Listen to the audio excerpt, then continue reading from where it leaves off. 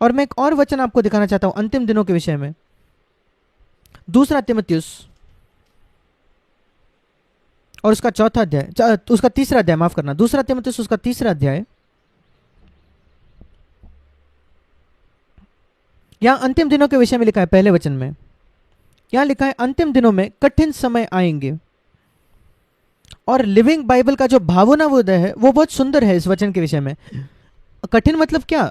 छल, सताव नहीं, शायद सताव नहीं होगा, कुछ जगह होगा, पर कुछ जगह सांत्वना भी होगा।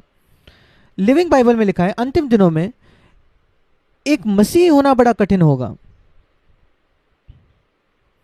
क्योंकि जितना समझौता होगा कलीसियाओं में और स्तर और आदर्श मापदंड को बहुत नीचे किया जाएगा प्रचारकों द्वारा, और तलाक बहुत आम बात हो जाती है, व्यभिचार बहुत आम बात हो जाती है, अनैतिकता बहुत आम हो जाती है, समलैंगिकता बहुत आम हो जाते हैं, समलैंगिक विवाह जो है आम हो जाते हैं, कलीसिया भी उसको स्वीकार करने लगते हैं।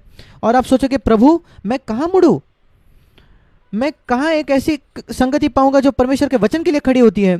जो आप सचमुच आशीषित हो मेरे भाई और बहनों, अगर आपके पास एक ऐसी संगति आपके जगह जो सत्य के लिए खड़े होती है, परमेश्वर के वचन के सत्य के लिए, उसी वही हमने अलग अलग जगह स्थापना करने की कोशिश की। ऐसे कलीसिया जो परमेश्वर के वचन के लिए सच है, ईश्वरीय लोग जो अगुए हैं, नम्र व्यक्ति है। हमारे सीएफसी कलीसियाओं में कोई भी एल्डर, कोई भी अगुआ जो है, हमारे पास पास्टर्स नहीं है, हम उनको एल्डर्स बुलाते हैं, अगुए बुलाते हैं, कलीसिया के अगुए। किसी को भी पेमेंट नहीं मिलती हमारी कलीसियाओं में। हर एक व्यक्ति खुद काम करता है, जैसे प्रेरित पौलुस काम करता था। मैं खुद भी, मैंने कोई एक पैसा नहीं लिया है अपने कलीसिया से। इन 45 वर्षों में जब हमारी ये कलीसिया है बेंगलोर में, हम अपने आप को आधार देते हैं किसी ना किसी काम पर। हम बहुत आसानी से सर्वसाधारण जीते हैं। जरूरी बात है इससे मुक्त होना, क्योंकि मैं आपको दिखाना चाहता हूं दूसरा तीमुथियुस तीसरा अध्याय क्यों कठिन होगा मसीह होना अंतिम दिनों में। क्योंकि यहां 4 प्रकार के प्रेमियों के विषय में कहा है, ध्यान से सुनिए। स्वार्थी, खुद के प्रेमी, दूसरा वचन। स्वार्थी मतलब खुद के प्रेमी, पैसे के प्रेमी, दूसरा वचन। सुख विलास के प्रेमी, चौथा वचन। परमेश्वर के प्रेमी, चौथा वचन। परमेश्वर के प्रेमी हमें होना है, हमें वो बनना है, पर उसके विरोधाभास में 3 दूसरे प्रेमी हैं, 3 दूसरे प्रेम जो हमारे जीवन में आ सकते हैं। अगर आप इसमें से किसी भी एक प्रेम को अपने जीवन में आने दो तो बहुत कठिन हो जाएगा मसीह बनना। इसलिए मैं अपने शब्दों में बताना चाहता हूं, अंतिम दिनों में एक मसीह होना बहुत कठिन होगा, क्योंकि ये दूसरे 3 प्रेम आपके जीवन में आएंगे जो परमेश्वर के प्रेम के खिलाफ है, विरोध में है। मैं शुरुआत करना चाहता हूं दूसरे वचन से, पैसे का प्रेम।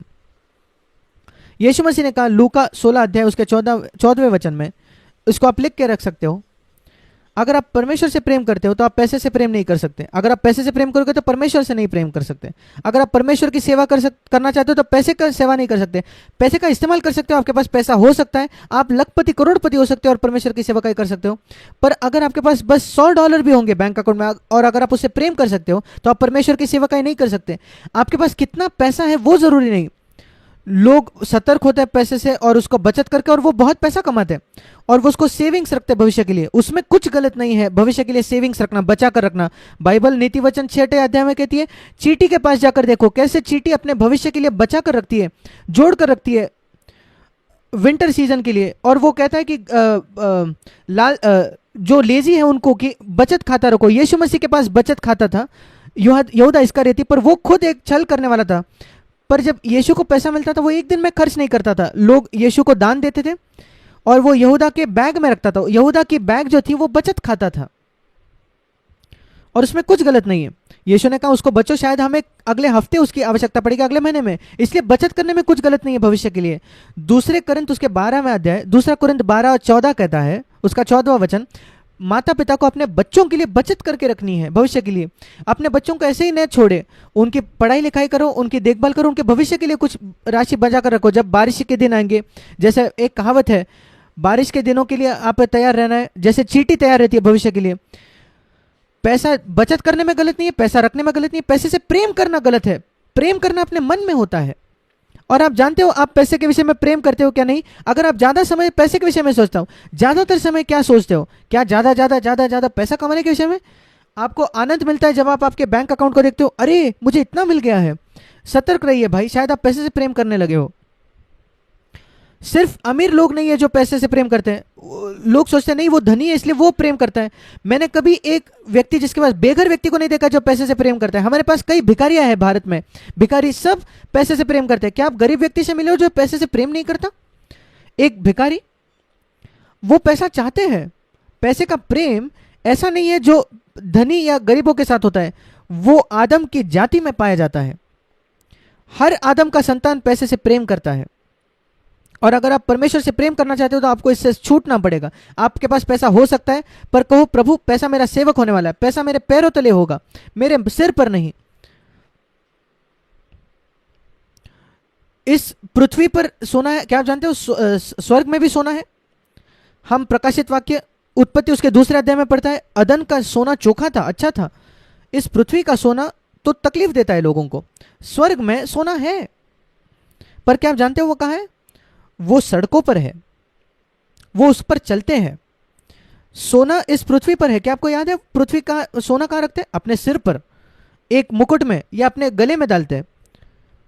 स्वर्ग में पैरों के नीचे सोना होता है। और मैं बताता हूं, आप स्वर्ग के लिए तब तैयार हो जाओगे अगर आप सीख गए हो सोने को अपने पैर के नीचे रखना।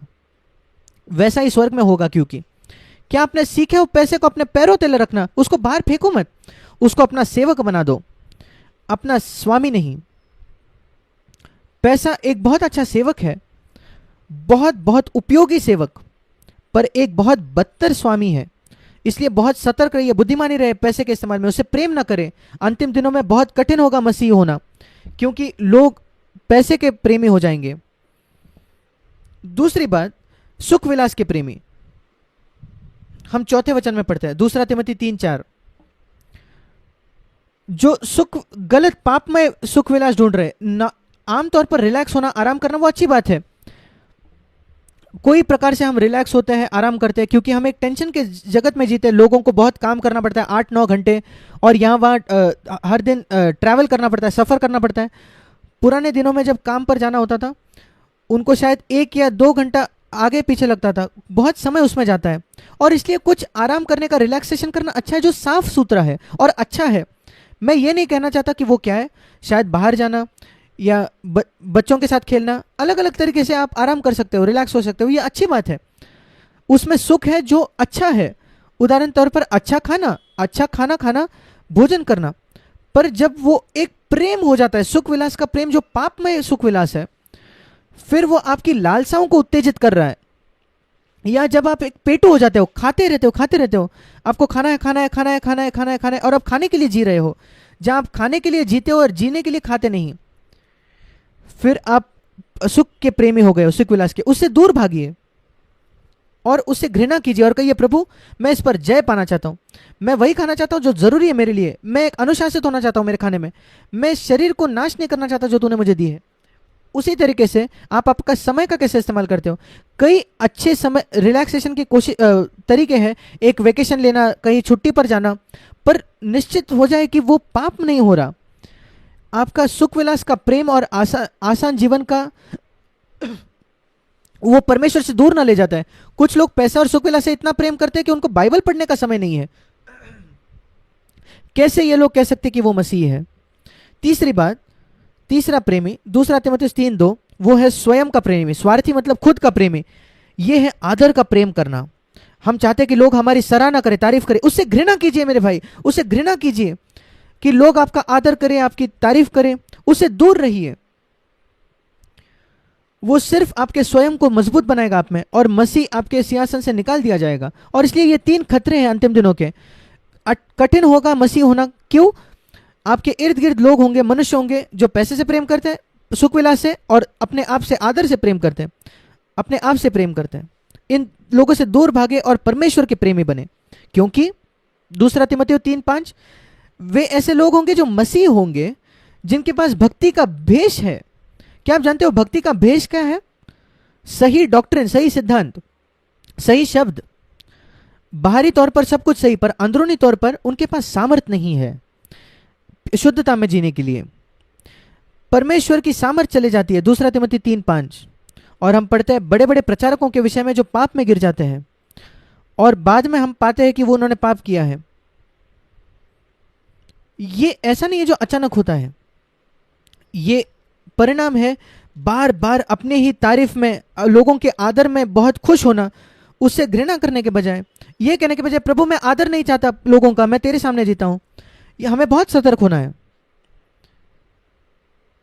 परमेश्वर के प्रेमी बनो। एक व्यक्ति जो कहता है प्रभु मैं पूरे हृदय से तेरे प्रेम करना चाहता हूं, मैं अपने हृदय में कुछ नहीं चाहता, तेरे अलावा किसी और को जगह नहीं देना चाहता, ये वो बातें हैं जो हमें सुरक्षित रखेंगी